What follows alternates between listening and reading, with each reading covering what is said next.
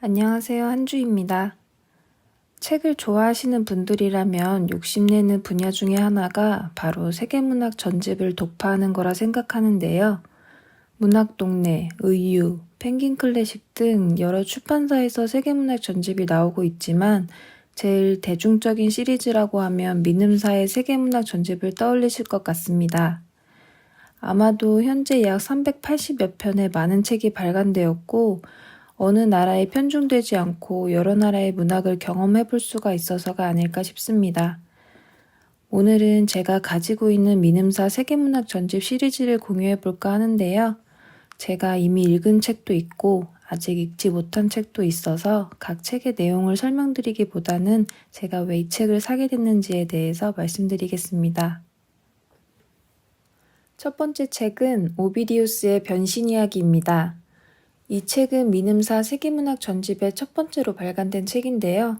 세계문학 전집의 기획 의도를 제일 잘 나타내는 책이라고 해서 선정되었다고 합니다. 세계문학 전집 중에 이 책을 제일 먼저 구매한 건 아니지만 한 권 한 권 시리즈물을 모아가다 보니까 그래도 1권 정도는 갖고 있어야 하지 않겠어 하는 마음에 구매하게 된 책입니다. 그리스 로마 신화를 이야기할 때 많은 부분이 인용되는 작품이라 인문학에 관심이 많으신 분들이라면 한 번쯤은 읽어보시면 좋을 것 같습니다. 두 번째 책은 윌리엄 골딩의 파리대왕입니다. 저는 인간 본성에 대한 이야기나 인간이 극단적인 상황에서 어떻게까지 변하는지에 대한 이야기를 좋아하는데 파리대왕이 바로 그런 작품이라서 구매하게 됐습니다. 무인도에 갇힌 아이들 사이에서 일어나는 일들을 그린 책인데요. 결론적으로는 극한 상황에서는 결국 이성의 힘은 잃어가고 본능이 앞선다는 내용을 담고 있습니다. 줄거리는 생각보다 심플했지만 번역의 문제로 조금 가독성이 낮았던 책이었습니다. 다음 책은 도리스 레싱의 다섯째 아이입니다. 뭔가 세계문학이라고 하면 재미보다는 인문교양적인 부분을 기대하게 되는데 이 책은 정말 스릴러처럼 읽을 수 있다고 해서 구매해봤습니다. 도리스 레싱 작가 자체가 여성 문제, 인종 문제에 대해 단도직입적으로 이야기하는 작가로 유명한데요. 완벽한 중산층 가정에서 5번째 아이를 임신하게 되고 그로 인해 이상적인 가정이 파괴되는 과정을 그린 소설이라고 합니다. 아직 저도 읽지 못했지만 이번 영상을 준비하면서 제일 먼저 읽고 싶은 책이기도 했습니다. 다음 책은 가브리엘 가르시아 마르케스의 100년의 고독입니다. 제가 겨울서점 채널의 찐 구독자이신 건 아실 거예요. 겨울님의 책장 투어 영상에서 인생책 10권에 포함되는 책이라고 해서 어떤 내용인지도 보지도 않고 바로 구입하게 된 책입니다. 겨울님에게는 인간이 이렇게까지 쓸 수도 있구나 라고 생각하신 너무나도 놀라운 책이었다고 합니다. 100년 동안의 한 가문의 흥망성쇠를 그린 작품이기 때문에 가족 관계도가 책 앞부분에 정리되어 있을 만큼 등장인물들이 헷갈리고 굉장한 집중력이 필요로 하는 책이지만 역사적 사실과 함께 판타지한 요소들이 자연스럽게 어우러져 있어서 소설의 재미까지 가져갈 수 있는 책입니다. 사실 저도 중도 포기한 책이긴 한데요. 이번 기회에 한번 같이 읽어보셨으면 좋겠습니다. 다음 책은 귀스타브 플로베르의 마담 보바리입니다. 일단 소재 자체가 한 여자의 불륜, 욕망, 정말 자극적인 소재죠. 낭만적인 결혼 생활을 꿈꾸지만 따분한 남편과의 건태로운 시골 생활에 지쳐서 사치스럽고 방탕한 삶을 살다가 결국 비극적인 결말을 맺는 이야기입니다. 제가 이 책을 구매한 이유는 절제할 줄 모르는, 만족할 줄 모르는 기쁨과 쾌락을 혼동하는 모습들이 지금을 살고 있는 우리와 크게 다르지 않다고 생각했기 때문인데요. 또 이 소설이 단순한 불륜 소설로 비춰지지 않기 위해서 작가가 이 책을 쓰는데 5년, 역자는 번역만 하는데 3년이나 걸린 책이라고 합니다. 그만큼 감정 묘사도 굉장히 섬세하고 문장 하나하나의 시적인 표현들을 많이 볼 수 있는 책이기도 합니다. 현대소설의 시작을 알리는 대표작인 만큼 꼭 한번 읽어보셨으면 좋겠습니다. 다음 책은 헤르만 헤세의 데미안입니다. 이 책은 이미 여러 매체에서 많이 등장한 소설이기 때문에 제가 따로 설명을 드리지 않아도 훌륭한 작품이라는 걸 아실 것 같습니다. 이 데미안은 헤르만 헤세가 여러 위기를 이겨내고 쓴 소설인데요. 싱클레어가 위기에 처할 때마다 데미안이라는 인물과 함께 극복해 나가면서 자아를 찾아가는 성장소설입니다.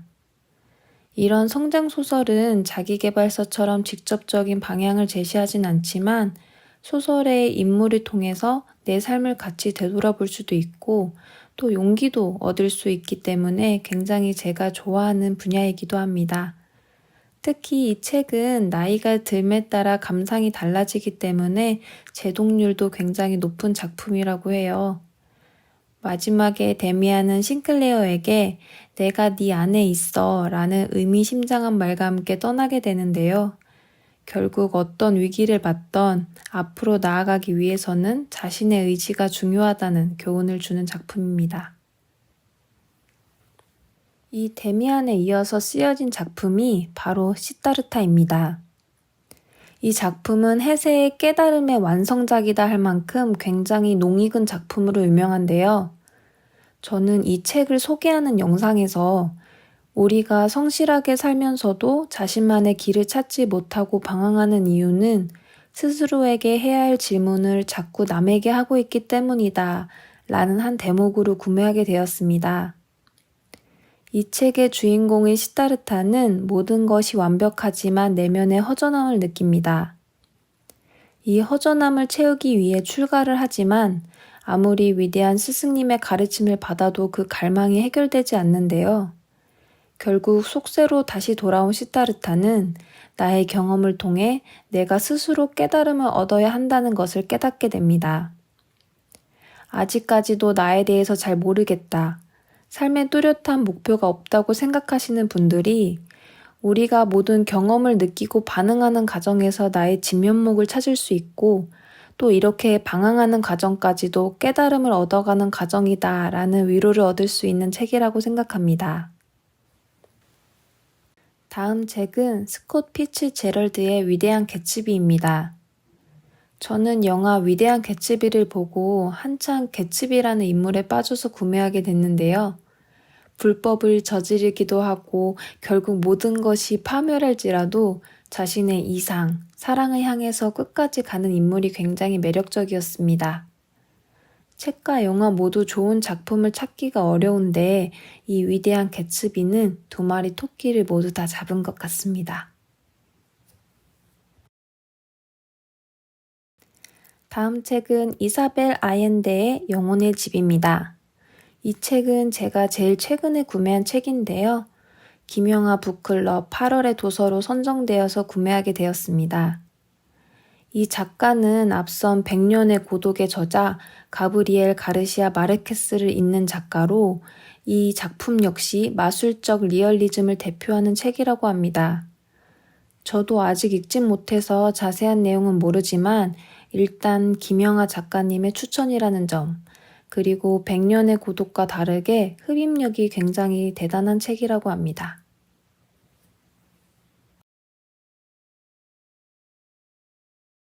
이번 책은 이반 투르게네프의 첫사랑입니다.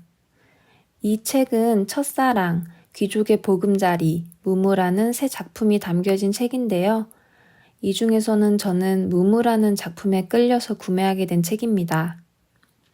무무는 주인공의 강아지 이름인데요. 강아지가 등장하는 소설, 벌써부터 눈가가 촉촉해지는 작품이라는 느낌이 오시죠? 게라심이라는 농노와 강아지의 일상을 중심으로 농노제로 인해서 사랑하는 사람과도 살 수가 없고 자신의 강아지조차 키울 수 없는 자유를 빼앗긴 삶을 그린 소설이라고 합니다. 어쩌면 지금처럼 너무 많은 자유가 허락돼서 더 복잡한 삶을 살고 있는 우리에게 조금 더 자유에 대한 책임감도 느낄 수 있는 책이 아닐까 싶습니다. 다음 책은 그 유명한 D.H. 로렌스의 채털리 부인의 연인입니다. 이 작품은 에로티시즘의 대표작이죠.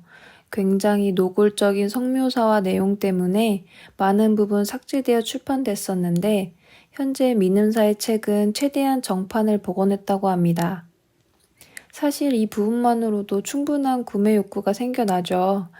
하지만 단순히 야한 소설이라고 할 수 없는 것이 사람과 사람 사이의 관계를 통해서 서로 구원자가 될 수 있을까 하는 의문을 가장 본능적인 행위인 성행위에 묘사를 해서 어떻게 보면 정말 사실적으로 쓴 작품이 아닐까 싶습니다.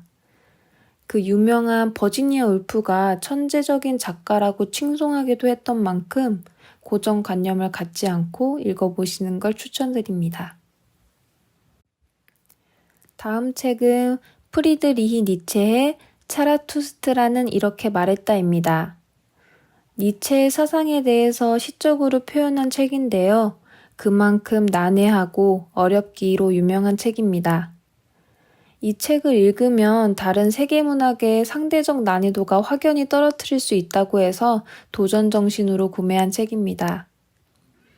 내용이 조금 어렵긴 하지만 내용을 완벽히 이해하려기보다는 문장 하나하나의 시적 묘사에 집중하고 또 속도감을 포기하고 한 구절씩 곱씹어서 읽어 나간다면 문학적 묘미를 충분히 느끼실 수 있는 책이라고 생각합니다. 사실 저도 아직 완독은 못했어요. 그래도 중간중간 너무 어려운 부분들은 뒤쪽에 작품 해설을 참고해서 읽으면 조금이나마 도움이 되는 것 같았습니다. 다음 책은 라우라 에스키벨의 달콤 쌉싸름한 초콜릿입니다. 이 책은 라우라 에스키벨의 첫 작품인데도 바로 베스트셀러로 올랐던 작품입니다. 원래 영화 시나리오로 썼던 작품이었지만 주변의 만류로 소설로 변경했던 작품인데 결국 3년 만에 영화로 만들어진 작품입니다. 저는 약간 천재성을 갖춘 작가들을 좋아하는데 이 라우라 에스키벨이 그런 인물인 것 같았습니다. 또 제가 책 말고 그 다음으로 좋아하는 게 음식이기 때문에 당연히 살 수밖에 없었던 책이었습니다. 재미난 부분이 이 책은 음식의 이름으로 목차가 구성되어져 있고 첫 부분은 조리법으로 시작하는데요. 이런 식의 구성으로 20년간의 한 여성의 인생을 담은 글인데 전개가 매우 빠르기 때문에 지루할 틈이 없었습니다. 또 시나리오 작가를 먼저 했던 분이라 그런지 현상 묘사도 굉장히 예술적이었던 걸로 기억합니다. 다음 책은 샬럿 브론테의 제인 에어입니다. 제가 좋아하는 이야기 중에 하나가 역경을 딛고 일어나는 여성상에 대한 이야기인데요. 제인 에어가 바로 그런 여성의 삶을 그린 작품입니다. 고전이지만 약간 하이틴스러운 기질도 갖고 있는 책이라 어렵지 않고 기분 좋게 읽을 수 있었던 책이었습니다. 책이 두껍기는 하지만 그만큼 심리 묘사가 굉장히 섬세하고 또 반전 있는 여러 에피소드들이 등장하기 때문에 지루하지 않게 읽을 수 있었습니다. 특히 주체적인 모습을 강하게 띠는 주인공의 모습을 통해서 마치 사이다를 마신 것처럼 통쾌한 느낌을 받는 장면도 있었고요. 이런 모습과 함께 도덕적인 면모까지 갖추고 있어서 찜찜한 느낌 없이 굉장히 재미있게 볼 수 있었던 작품이었습니다. 다음 책은 제인 오스틴의 이성과 감성입니다. 이 책은 작품보다는 작가의 궁금증으로 구매하게 된 책인데요. 제인 오스틴은 셰익스피어와 어깨를 나란히 할 정도로 유명했던 여성 작가입니다. 남성 우월주의가 판치는 세상에서도 주체적인 여성의 모습을 그려내는 것으로 유명하고 대표작으로는 오만과 편견이 있습니다. 이 이성과 감성은 두 자매를 통해서 한 명은 극단적으로 이성적인, 한 명은 극단적으로 감성적인 연애 스타일을 보여주는데요. 결국 이 두 로맨스가 모두 어떠한 고통을 겪게 되고 그 과정에서 사랑의 의미를 깨달아가는 자매의 모습을 담고 있습니다.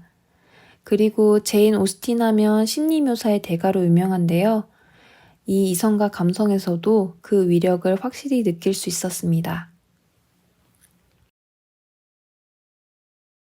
다음은 이탈로 칼비노의 책들입니다. 순서가 조금 섞이긴 했지만 같은 작가니까 한꺼번에 보여드리도록 하겠습니다. 작품이 출판된 순서로 보자면 반쪽짜리 자작, 존재하지 않는 기사랑 제가 갖고 있지는 않지만 나무 위의 남작, 이렇게 세 가지가 이탈로의 초기 대표작으로 뽑히고요. 보이지 않는 도시들은 조금 뒤에 쓰여진 작품입니다. 첫 번째 반쪽짜리 자작은 전쟁으로 인해 반쪽 몸만 남은, 그것도 악함을 나타내는 반쪽만 남겨진 자작이 온갖 악행을 저지르는데 어느 날 자작의 선한 반쪽이 마을로 돌아오면서 일어나는 이야기입니다. 완전한 선과 완전한 악을 대조시켜서 작가는 현대사회에서 정신적으로 분열된 채 살아가는 인간들을 표현하고 싶었다고 해요. 줄거리만 들어도 굉장히 흥미진진하지 않으신가요? 다음 책은 존재하지 않은 기사인데요.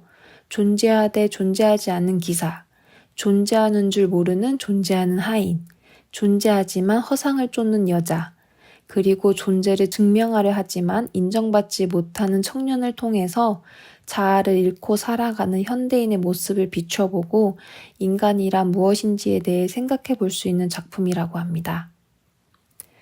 마지막으로 보이지 않는 도시들인데요. 칼비노 작품 중에 제일 유명한 책이기도 해요. 일단 굉장히 실험적인 구조를 갖고 있는데요. 이야기 자체가 단순히 주인공이 상대방에게 자신이 여행했던 도시들에 대해서 얘기를 해주는 거지만 그 가상의 도시들을 굉장히 섬세하게 묘사하고 또 그런 공간들이 어떤 의미를 가지고 있는지에 대한 통찰을 보여준다고 합니다. 저도 칼비노의 작품은 아직 읽지 못했지만 이런 줄거리를 들었을 때 너무 재미있어 보여서 살 수밖에 없었는데요. 특히 어느 때보다 지금 현 시대를 살아가는 사람들한테 굉장히 매력 있는 소재였던 것 같습니다. 저도 기대가 굉장히 많이 되는 책들입니다. 다음 책은 단테의 신곡입니다. 이 책은 필사를 위해서 구매한 책입니다. 그 연예인 문가영 씨가 한 TV 프로그램에 나와서 이 책이 어렵긴 하지만 자신의 상식과 상상력보다 훨씬 풍부한 내용이 들어가져 있어서 지적 욕구를 충족시켜준 책이라고 해서 저도 구매해봤습니다. 책의 설명을 보면 선과 악, 죄와 벌, 정치와 종교, 문학과 철학, 신화와 현실, 인간사의 모든 주제를 끌어안은 인간의 상상력이 빚어낸 최고의 걸작이라고 나와져 있어요. 이런 책을 읽으면 뭔가 제 사고의 범위가 넓어지는 느낌을 받아서 이런 책들을 저는 굉장히 좋아합니다. 다음 책은 퓨도르 도스토옙스키의 카라마조프가의 형제들입니다. 이 책은 벽돌책에 도전하는 느낌으로 구매를 했습니다. 벽돌책은 당연히 읽는데 수고와 시간이 많이 들어서 최대한 검증된 책을 읽고 싶어 하는데 고전 문학에서는 이 카라마조프가의 형제들을 많은 분들이 추천하시길래 한번 구매를 해봤습니다. 사실 아직 읽지는 못했어요. 간단하게 보면 아들과 새 아들이 타지에 갔다가 고향에서 다시 만나게 되는데 4명 각자의 삶을 통해서 인간의 본성을 탐구한 책이라고 합니다.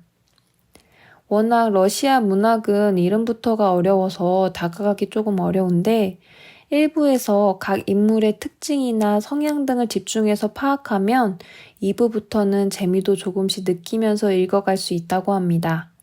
저도 꼭 완독을 해서 나중에 소개해 볼 수 있도록 하겠습니다. 다음 책은 프랑수아즈 사강의 브람스를 좋아하세요입니다. 프랑수아즈 사강은 제가 정말 좋아하는 작가이기도 한데요. 작품도 작품이지만 작가의 삶에 대한 태도가 정말 멋있는 것 같습니다. 굉장히 어린 나이에 일찍이 성공한 사강은 성공의 가장 좋은 점은 돈과 명예 그 자체가 아니라 더 이상 성공한 사람을 부러워할 필요가 없다는 것이다 라고 말했는데요. 딱 제가 좋아하는 사강의 솔직한 면모가 그대로 보이는 것 같습니다. 이런 사강의 대표적인 작품이 브람스를 좋아하세요입니다. 이 작품이 연하남과의 삼각관계에 대한 이야기다라는 건 많은 분들이 알고 계실 것 같아요. 다른 사랑 소설보다 이 소설이 사랑을 받는 이유는 삼각관계 사이에서 굉장히 고민하는 주인공의 심리를 아주 섬세하게 묘사하고 있고요. 또 이 주인공이 갈등과 불안한 심리를 따라가다 보면 벌써 마지막 장을 읽고 있을 만큼 몰입감도 상당한 책이기 때문입니다. 이뿐만 아니라 새로운 경험이 어색하고 불편하기는 하지만 결국에는 경험하고자 하는 인물을 통해서 작가의 삶의 태도도 그대로 반영된 것 같은 느낌을 받을 수 있었습니다. 대중성도 문학성도 모두 갖춘 책이기 때문에 꼭 한번 읽어보시길 바랍니다. 이번 책은 하일리 벨의 카타리나 블룸의 잃어버린 멍에입니다. 지금처럼 많은 정보가 폭포수처럼 쏟아져 나오고 그 중에서도 가짜 뉴스가 넘쳐나는 세상이 없을 것 같은데요. 이런 지금의 언론 지형과 매우 비슷한 배경을 갖고 있는 작품이 바로 이 카타리나 블룸의 잃어버린 명예입니다. 이 작품을 통해서 우리가 가짜 뉴스를 어떻게 대해야 할지, 우리의 상식으로는 이해할 수 없는 진실들을 받아들이지 못하는 선입견에 대해서도 생각해 볼 수 있는 작품이라고 해서 구매를 해봤습니다. 다음 책은 앙드레 브로통의 나자입니다. 저는 굉장히 매력적인 여성이 등장하는 소설을 좋아하는데요. 이 책에 등장하는 나자도 그런 인물인 것 같았습니다. 책에서는 그녀를 모든 가식으로부터 자유로운 여자라고 소개하고 있습니다. 이 작품은 작가가 실제로 만난 굉장히 매혹적인 여성을 모티브로 해서 만든 작품이라고 하는데요. 또 이 작품이 초현실주의의 대표작으로도 유명하고 초현실주의 작가들의 사진과 그림이 함께 책에 실려 있어서 보는 즐거움도 있었던 책이었습니다. 이번 작품은 레프 톨스토이의 안나 카레니나입니다. 제가 좋아하는 김영하 작가님이 알쓸 신잡에서 무인도에 가져가고 싶은 책이라고 해서 주저하지 않고 바로 구매한 책입니다. 근데 생각보다 상당히 두꺼워서 너무 깜짝 놀랐어요. 이 작품은 서로 다른 세 가정의 삶을 보여주는데요. 각 사건마다 인물들의 심리 묘사가 굉장히 탁월한 책으로 유명합니다. 소재가 불륜, 사랑이긴 하지만 자기 잘못에 대한 인간의 이중적인 면모라던가 나의 행복을 내가 아닌 다른 것에 의존할 경우에는 결국 불행해질 수밖에 없다는 점도 한 여인의 삶을 통해서 보여주고 있습니다.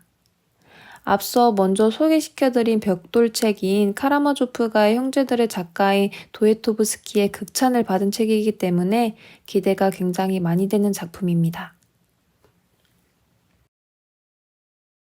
다음 책은 밀란 쿤데라의 참을 수 없는 존재의 가벼움입니다. 이 책은 인생의 모순에 대한 생각을 해볼 수 있는 작품이라고 해서 구매를 해봤습니다. 인생은 단 한 번뿐이야 라고 한다면 인생이 한 번뿐이니 지금 이 순간을 즐겨야 할까요?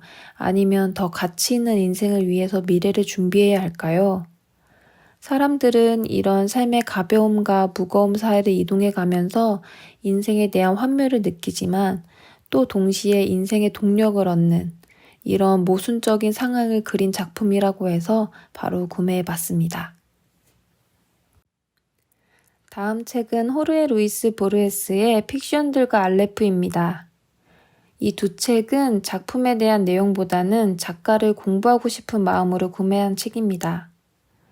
보르헤스는 현대문학하면 절대 빠뜨릴 수 없는 인물 중에 하나인데요. 이 작가의 대표적인 책이 바로 픽션들과 알레프입니다.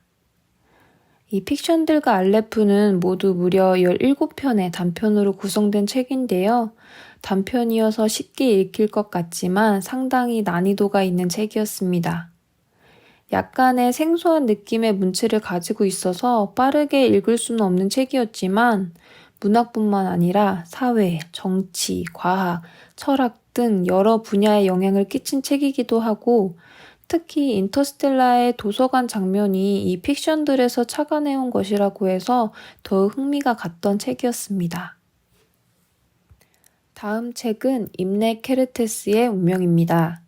시작하는 사람은 많지만 완독하는 사람은 결코 많지 않다는 작품으로 유명한데요. 저는 제가 좋아하는 겨울서점님의 인생소설이라고 해서 구매를 했었습니다. 이 소설은 작가의 자전적인 소설로 가장 비인간적인 공간에서 가장 존엄한 인간성에 대해 성찰을 그려낸 작품입니다. 14살 소년 제르지는 어느 날 갑자기 타고 있던 버스에서 끌려 나와서 인류가 상상할 수도 없는 최악의 장소인 아우슈비츠 강제 수용소에 갇히게 됩니다. 아우슈비츠 수용소의 생활을 굉장히 사실적으로 묘사하는데요. 그래서 눈살이 많이 찌푸리게 되는 장면도 많은 책이었습니다. 그런데 이렇게 있는 그대로 서술한 것이 다름이 아니라 이 책의 주제를 확실하게 표현해주는 구조이기도 한데요. 수용소에서 나온 제르지는 살아남기 위해서는 모든 관점을 수용해야 하고 아우슈비츠에서도 행복을 봤다라는 구설처럼 아주 절망적인 상황에서도 덤덤하게 받아들이는 인간의 존엄성을 나타내기 위함이라고 합니다. 다음 책은 이디스 워튼의 여름입니다. 여러 문학상이 있지만 저는 퓰리처상을 받은 작품들을 대부분 재미있게 읽었는데요. 이 작가 역시 여성 최초로 퓰리처상을 받았다고 합니다. 또 흥미로운 점이 여성의 성적 열망을 솔직하게 다룬 최초의 작품이라고 합니다. 단순히 야한 소설은 아니고요.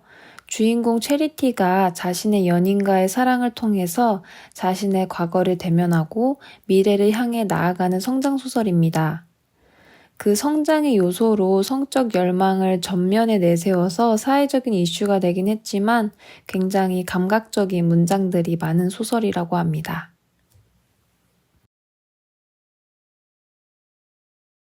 다음 책은 자우메 카르베의 나는 고백한다입니다. 이 책은 서점에서 표지가 너무 예뻐서 집어들었다가 표지의 작품 소개를 읽고 바로 구매하게 된 책입니다. 알츠하이머에 걸린 노년의 주인공이 기억을 잃어가기 전에 자신의 경험을 상세히 기록한 작품으로 가문의 갑오로 내려오는 바이올린의 역사를 파고들면서 악의 본질에 대해 질문하는 작품이라고 합니다. 총 3편으로 구성되어 있고 두께도 무시할 수 없는 책이라서 아직 읽어보지는 못했지만 미스터리한 비밀을 알아가는 제가 좋아하는 구조를 갖고 있는 작품이기 때문에 굉장히 기대가 되는 책입니다. 다음 작품은 헨리 제임스의 대사들입니다. 민음사 북클럽 관련 컨텐츠에서 꼼꼼한 다독가 스타일이라면 추천하는 책이라고 해서 민음사 북클럽 가입 당시에 구매한 책입니다. 굉장히 소극적이고 틀에 박힌 삶을 살고 있던 스트레더가 대사의 임무로 방탕한 생활을 하는 상속자 체드를 데리러 파리로 떠납니다. 그런데 체드를 막상 만나고 보니 방탕한 삶을 살고 있는 게 아니라 너무나도 성숙하고 자신의 삶을 살아가고 있는 것을 느끼고 스트레더의 가치관에 균열이 생기게 됩니다. 그러면서 자신도 자기의 삶을 살아야겠다고 깨닫는 과정을 굉장히 섬세한 심리 묘사로 표현한 작품입니다. 심리소설이나 성장소설을 좋아하시는 분들이라면 굉장히 추천드리는 책입니다. 다음 책은 알베르 카미의 반항하는 인간입니다. 카미의 대표작이라고 하면 이방인과 패스트가 있는데요. 패스트를 읽기 전에 읽으면 좋은 책이라고 해서 구매한 책입니다. 이 작품의 키워드는 재봉에서도 등장하는 반항인데요. 반항은 모든 인간들 위해 최초의 가치를 정립시키는 공통적 토대이다. 나는 반항한다. 그러므로 우리는 존재한다. 라는 말을 남겼습니다. 반항이라는 건 단순히 부정적인 것이 아니라 폭력과 테러에 맞서 평화에 대해 강력히 요구하는 것, 자신의 목소리를 낼 줄 아는 것 또한 반항이라고 볼 수 있다고 생각합니다. 요즘 같은 시대에 꼭 필요한 책인 것 같아서 굉장히 추천드립니다. 다음 책들은 코맥 메카시의 핏빛 자오선과 모두 다 예쁜 말들입니다. 핏빛 자오선은 메카시의 대표작인 국경 3부작을 예고하는 첫 작품인데요. 특히 메카시의 작품들은 헐리우드 감독들의 애정을 듬뿍 받고 있다고 해서 더욱더 기대가 되었습니다. 사실 코맥 메카시라는 작가는 저한테는 조금 생소한 작가였는데요. 허먼 멜빌이나 제가 좋아하는 어니스트 해밍웨이와 비견되는 작가로 굉장히 사실적이고 초현실적인 문체를 가졌다고 합니다. 서부 개척시대의 역사를 한 소년의 삶으로 아주 솔직하게 이야기하고 있다고 하는데 특별한 점은 착한 주인공이라는 도덕적인 인물보다는 어떤 인물이든 간에 모두가 생존과 욕망을 위해서 냉혹하게 살아가는 모습으로 그려진다고 합니다. 그리고 바로 국경 3부작의 첫 번째 이야기가 모두 다 예쁜 말들입니다. 옴기니의 말을 인용하자면 꿈을 찾아 용감하게 집을 떠나 온갖 위험 속에서 냉혹한 현실과 맞닥뜨리며 어른이 되어가는 한 소년의 슬프고도 매혹적인 이야기라고 합니다. 성장소설을 좋아하지만 약간 다른 결의 성장소설을 읽고 싶은 분들에게 추천하는 책입니다. 마지막으로 민음사 북클럽 에디션 2권이 있는데요. 특히 올해 민음사 북클럽에서는 기존과 다르게 한국문화 작가님들의 선정을 받은 에디션이라고 합니다. 제가 고른 첫 번째 책은 버지니아 울프의 등대로입니다. 이 작품은 버지니아 울프의 자전적인 소설인데요. 가부장적인 아버지와 헌신적인 어머니와 같은 등장인물도 등장하고 자신을 투영한 것 같은 렐리라는 인물도 등장합니다. 이 등대로는 어떤 사건이 일어나기보다는 하루 동안의 여러 인물들 간의 대화와 심리 묘사로만 이루어져 있는데요. 소설 속 여자들은 과시욕구에 휩싸여 있는 남자들의 심리까지 꿰뚫어보고 그들의 기분도 맞춰주고 그 분위기를 컨트롤하지만 내면으로는 근본적인 질문을 하면서 진정한 나를 찾아가는 이야기입니다. 결론적으로 내면의 나는 내가 나로서 하는 고뇌와 다짐으로부터 시작된다는 것을 보여주고 싶어하는 작품이라서 한동안 철학에 빠져 있었던 저로서는 매우 흥미로웠던 책이었습니다. 두 번째 책은 유진 오닐의 밤으로의 긴 여로입니다. 이 작품은 희곡인데요. 하루 동안 한 집안에서 일어나는 이야기를 다루고 있어서 다른 희곡들보다는 읽기 쉽지만 내용만은 가볍지 않은 책이었습니다. 중산층에 아무 문제가 없어 보이는 가정이지만 아침에서 밤으로 갈수록 서로 속 얘기가 나오고 과거지사가 끌어져 나오면서 점점 파국으로 가는 가족들의 대화를 쓴 작품입니다.